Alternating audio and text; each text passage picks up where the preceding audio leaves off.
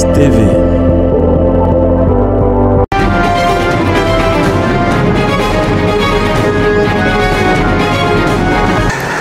Bonjour à tous, bienvenue sur GFMS TV. Vous êtes donc à l'écoute de Sport Matin.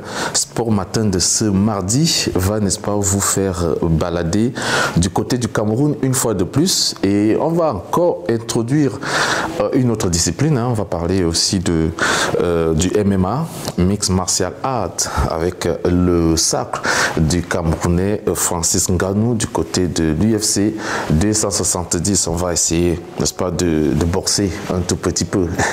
Voilà, donc Sport Matin sera meublé par ça. On va parler aussi des éliminatoires de la Coupe du Monde U20 dames, avec le match nul entre les Lions Indomptables du Cameroun et les Nigérianes, l'équipe nationale nigérienne des moins de 20 ans. Ça sera sur Sport Matin.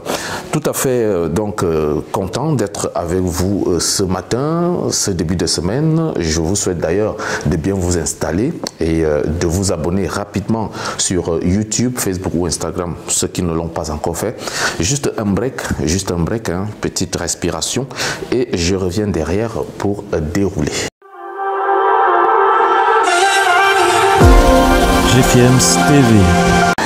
Merci encore de faire confiance à GFMS TV pour s'acquérir de l'actualité sportive, des informations à temps réel et en temps opportun. Débutons donc ce matin par le Mixed Martial Art, le MMA si vous voulez, avec le sacre du Camerounais Francis Ngannou. Francis Ngannou a donc conservé sa ceinture de champion du monde des poids lourds à l'UFC 270. Il faut noter que c'est la plus grosse écurie, n'est-ce pas, de l'organisation des compétitions de combat, donc le Mixed Martial Art, qui est donc un combat qui fait fureur du côté des États-Unis et qui, n'est-ce pas, regroupe beaucoup d'athlètes de haut niveau. On va donc noter ce combat entre Cyril Gane, le français, et Francis Ngannou. Après donc 5 rounds, les deux anciens partenaires, si vous voulez, se sont donc séparés avec le succès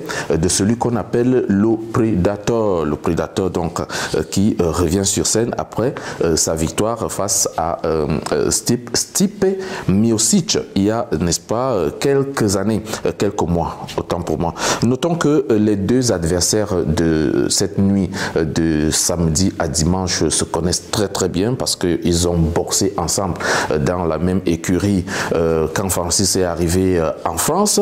Et d'ailleurs, le même entraîneur qui est, n'est-ce pas, sous l'ère Cyril Gane en ce moment, a entraîné également Francis Ngannou. Et il y a des tensions entre les deux parties. Les deux sont en froid depuis plusieurs années. Certains qui disent que le coach qui, n'est-ce pas, exprime son mécontentement du fait que Ngannou ne soit pas reconnaissant de ce qu'il a fait pour lui. C'est ce qui se dit d'ailleurs. Et Ngannou, lui, qui a d'autres arguments. On a d'ailleurs vu en début, lors des présentations, Francis Ngannou a refusé de saluer les deux, l'entraîneur de Cyril Gane. Et Cyril Gane lui-même, il est passé comme un inconnu. Et ça a fait, n'est-ce pas, du tollé dans tous les médias. Et voilà, les gens se posaient 1001 questions. Il faut donc être très attentif parce que c'est un combat qui était rude. Deux ex-coéquipiers qui se connaissaient très bien.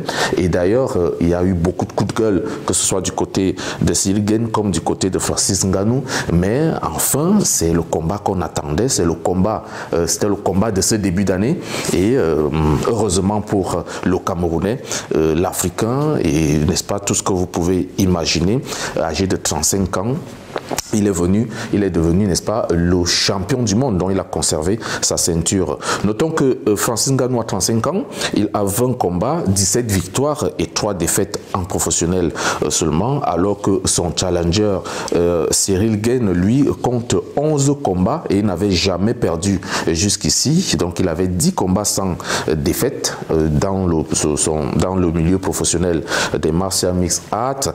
Mais, n'est-ce pas, Francis Ngannou est venu, n'est-ce pas, lui infliger la toute première défaite de sa carrière. Je pense que ça fait très mal. On va quitter l'UFC 270, donc les martial mixed art où, n'est-ce pas, on a parlé de tout ce qui s'est passé du côté de Los Angeles dans ce combat. pour, n'est-ce pas, aborder le sujet de la Coupe du Monde 2022. Le sujet de la Coupe du Monde 2022. Donc on revient au football et on parle de ce tirage au sort, des barrages, des éliminatoires de cette compétition qui aura lieu du côté du Qatar en novembre prochain. La zone Afrique est donc à l'honneur avec ce samedi, ce tirage au sort qui a donné des affiches XXL. Commençons par l'Égypte-Sénégal en attendant que Stéphane nous affiche le tableau de ces combinaisons des matchs, des matchs de ces derniers tours ou de ces barrages comptant pour la Coupe du Monde. Voilà, c'est affiché. L'Égypte rencontrera donc le Sénégal dans un match très compliqué entre Mo Salah et Sadio Mané. Les deux coéquipiers de Liverpool vont donc s'affronter pour deux matchs en aller et retour très important, une place en Coupe du Monde. Et puis après, on va vivre la rencontre Ghana-Nigeria. Ghana-Nigeria, notamment avec ces deux équipes qui ont, n'est-ce pas, écrit les belles histoires du football africain, qui s'affrontent de nouveau et qui sont d'ailleurs déjà sortis de la Coupe d'Afrique des Nations. Le Ghana est sorti au premier tour, le Nigeria a suivi, c'était ce dimanche avec sa défaite face à la Tunisie. On y reviendra d'ailleurs dans cette édition. Et puis, il y a ce match un tout petit peu déséquilibré, mais dont on doit faire très attention. La République démocratique du Congo qui va affronter les Lions de l'Atlas du Maroc. Ça sera un match, n'est-ce pas, à suivre parce que la RDC, n'est-ce pas, veut jouer sa carte pour, n'est-ce pas, repartir pour une deuxième fois en Coupe du Monde. Et ça ne sera pas facile face aux Lions de l'Atlas qui, avec tout ce qu'ils sont en train de démontrer du côté de la Coupe d'Afrique des Nations, veulent, n'est-ce pas, garder ce timing-là, cette ambiance-là dans les prochaines confrontations. On va aussi noter le match entre le Mali, les Aigles du Mali et les Aigles de Carthage de Tunisie. C'est aussi un match très important à regarder. Le Mali qui, n'est-ce pas, a terminé toute cette phase éliminatoire sans défaite, il faut le dire, et qui s'est qualifié, n'est-ce pas, une ou deux journées avant la fin de l'échéance. Et puis, on termine avec le plat de résistance. Le plat de résistance, ça sera des retrouvailles entre les Lions indomptables du Cameroun et les Fennecs d'Algérie. Voilà, donc un match qui sent, n'est-ce pas, du lourd, surtout qu'on sait ce qui s'est passé tout récemment au Cameroun. L'Algérie qui n'a toujours pas digéré sa sortie au premier tour de la Coupe d'Afrique des Nations. Tout est allé dans tous les sens avec, n'est-ce pas, des accusations liées à l'organisation, à leur réception à Douala, le climat, l'état du terrain, et puis des petits you-you en termes de racisme qui se baladaient dans les réseaux sociaux, mais on a essayé de recadrer tout cela. Mais j'ai feuilleté un tout petit peu les pages de la presse algérienne et de la Fédération algérienne de football où, n'est-ce pas, des messages de revanche sont en train, n'est-ce pas, de défiler. Les Algériens disent qu'ils vont réserver, n'est-ce pas, un des mauvais accueils aux Lions indomptables du Cameroun. Mais on verra. J'espère qu'on reviendra dans le football et que le fair play va primer. Les matchs se joueront donc en aller-retour dès mars prochain et le vainqueur de chaque match, ça il faut le dire, le vainqueur de chaque confrontation prendra directement son ticket pour le Qatar. Stéphane, j'espère qu'on y sera. Voilà, j'espère qu'on sera au Qatar l'année prochaine, en fait pas l'année prochaine, novembre prochain, parce qu'on y est déjà. Et toute l'équipe de DFM TV est en train de se préparer pour cet événement. Alors, on va parler de toute autre chose, mais on reste dans le football, c'est l'Égypte. L'Égypte avec le président du Zamalek Sporting Club, Mortada Mansour, qui a décidé de déduire une somme de 250 000 livres égyptiens, soit 14 000 € à tous les joueurs de l'équipe première. Ça, c'est une annonce qui fait un tout petit peu mal, surtout quand on sait que aujourd'hui l'argent est, n'est-ce pas, quelque chose de très important, surtout pour les joueurs. Est-ce que les joueurs vont garder un moral bien précis par rapport à cette annonce? On le saura dans les prochains matchs de cette équipe du Zamalek. Il a aussi, n'est-ce pas, par la même occasion, décidé de déduire un demi-mois de salaire à son entraîneur principal, le français Patrice Carteron, et à son adjoint, n'est-ce pas, suite à quelques petits énervements donc liés à la défaite 3-0 face à Gaz El El Mahada. Donc c'est une défaite qui, n'est-ce pas, laisse un goût amer au sein du Zamalek, surtout que en 3 matchs, l'équipe n'enregistre que 1 point dans la League Cup égyptienne et puis est classée dernière de son groupe C avec 0 but marqué et 5 buts concédés. Il faut noter que Mortada Mansour a également décidé de proposer 2 joueurs du Zamalek en vente, n'est-ce pas, à raison de cette défaite. Donc il y a 2 joueurs qui vont certainement partir, dont il estime qu'ils n'ont pas le niveau de rester dans son effectif.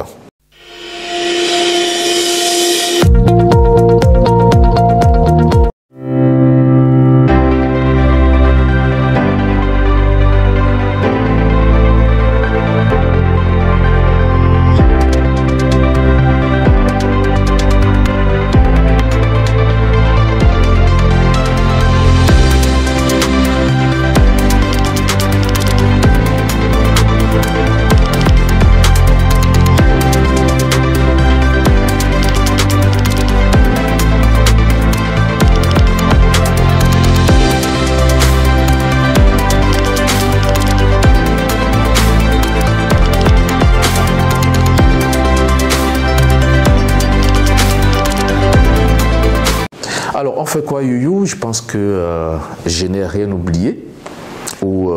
Non, j'ai rien oublié, merci.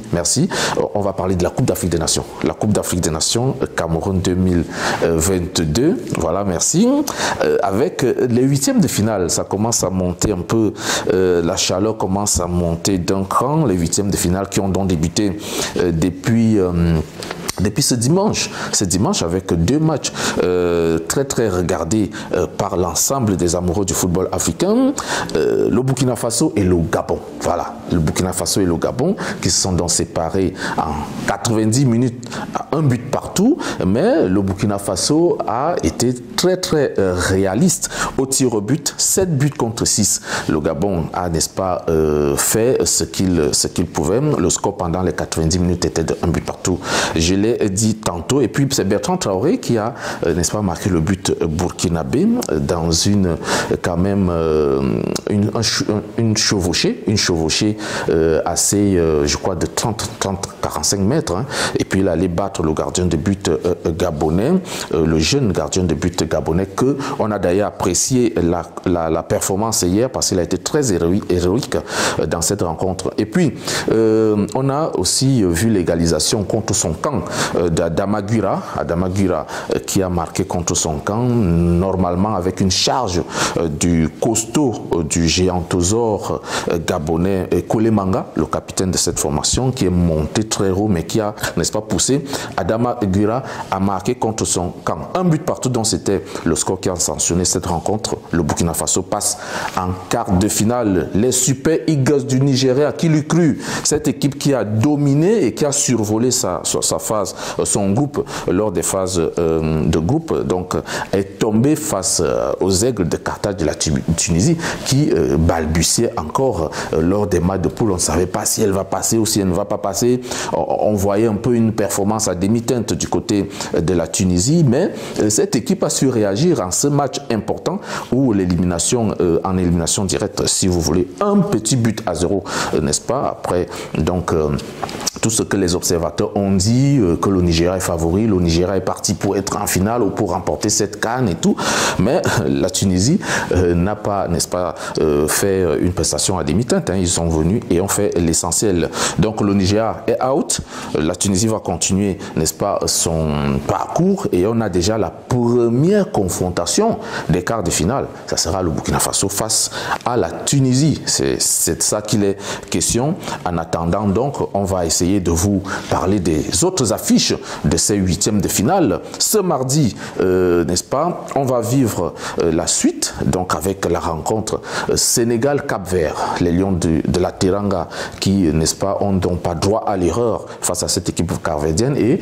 on va vivre une deuxième rencontre assez équilibrée ou un tout petit peu déséquilibrée. C'est le Mali qui va affronter la Guinée équatoriale. Les matchs Guinée-Gambie et Cameroun Cameroun-Comores se sont donc joués ce lundi. On y reviendra certainement dès vendredi sur, n'est-ce pas, la quintessence de ces deux rencontres. Notons que les Comores vont avec un déficit de 12 joueurs, n'est-ce pas, qui sont supposés être positifs au Covid, notamment 2 gardiens de but et un gardien de but blessé. Mais on verra bien dès vendredi prochain ce qui s'est passé dans cette rencontre.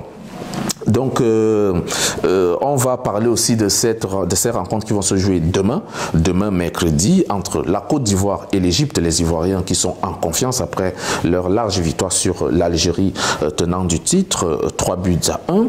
La Côte d'Ivoire va donc affronter une Égypte aussi qui a commencé sa compétition à demi-teinte et dont, n'est-ce pas, tout n'est pas encore mis en place pour que le moteur puisse démarrer. Le Maroc, quant à lui, sera face au Malawi toujours demain, mercredi, pour clôturer cette phase des 8e de finale, chers abonnés.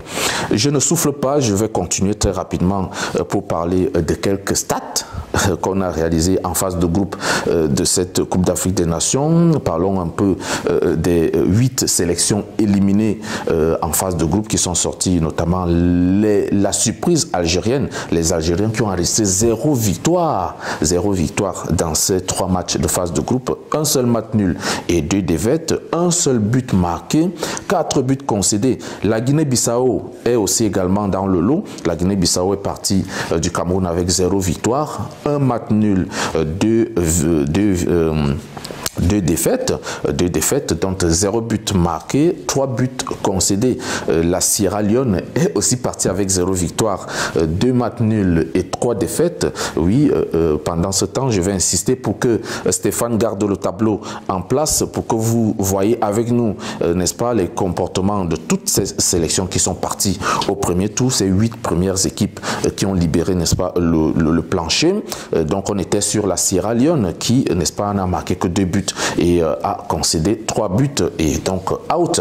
On va passer du côté de l'Éthiopie. Qu'est-ce qui s'est passé? L'Éthiopie n'a inscrit aucune victoire, un match nul, 2 défaites, 2 buts marqués, 6 buts concédés. Et puis il y a la Mauritanie qui est partie du Cameroun avec 0 victoire, 0 match nul, 3 défaites, 0 but marqué et 7 buts concédés. Notamment la plus mauvaise défense de cette compétition jusqu'ici. Et puis le Zimbabwe, une seule victoire quand même. Ils ont joué mieux que les autres. 0 match nul, 2 défaites, 2 buts marqués, 4 buts concédés. Il y a également le Ghana. Grosse surprise donc de cette compétition. 0 victoire pour les coéquipiers d'André Ayou, un match nul, 2 défaites, 3 buts marqués, 5 buts concédés. Et puis, il y a le Soudan qui est parti du Cameroun avec 0 victoire également, un match nul, 2 défaites, 1 but marqué, 4 buts concédés. Voilà un peu ce que nous pouvons, n'est-ce pas, dire de cette phase de groupe de la Coupe d'Afrique des Nations Cameroun 2022. Chers abonnés, on n'a pas terminé. Il y a un tout petit sujet, n'est-ce pas, qui vient meubler notre balade sportive. Encore un peu, voilà, les bonnes choses qui sont toujours agréables à vivre. C'est la qualification les qualifications de la Coupe du Monde féminine des U20, des moins de 20 ans. Donc, il faut noter que le match nul est vierge entre le Cameroun et le Nigeria était donc à l'honneur. C'est un match qui s'est joué ce dimanche. 0 but partout entre les deux équipes du côté de Douala. On a noté la titularisation du côté gauche de la défense camerounaise de la jeune et prometteuse joueuse Nina Nke que vous allez voir, n'est-ce pas, elle est avant-dernière sur le premier rang, ou encore, si vous voulez, le dossard numéro 8 à côté du dossard numéro 10, avant-dernière en partant de la gauche vers la droite que vous voyez au niveau de l'écran. C'est une très très bonne joueuse qui, n'est-ce pas, porte l'avenir comme avenir du football féminin au Cameroun. Nina Nkenke, il faut retenir ce nom. Elle joue comme arrière-gauche. Le match retour reste donc une autre manche au Nigeria, car il faut faire au moins un match nul avec des buts pour les Lions indomptables du Cameroun pour passer, peut-être pour se qualifier directement pour la Coupe du Monde. Alors, moi j'ai terminé. Je pense que vous n'avez qu'une seule chose, c'est de vous abonner sur nos différentes plateformes, YouTube, Instagram ou Facebook. Je vous reviendrai certainement pour une autre édition de Sport Matin vendredi prochain. On va parler de tout ce qui s'est passé lors des huitièmes de finale, les qualifiés, les éliminés, ce qui s'est passé entre-temps. Mais je vous suis très reconnaissant et compte sur vous pour, n'est-ce pas, nous apporter des critiques au cas où il y a des choses à remarquer, que vous avez remarqué. On est là pour ça, on va avancer avec vous. N'oubliez pas de nous écrire chaque jour ou de nous révéler, n'est-ce pas, vos petites remarques. Portez-vous bien, moi je vous embrasse très fort et je vous donne rendez-vous vendredi pour une autre édition de Sport Matin.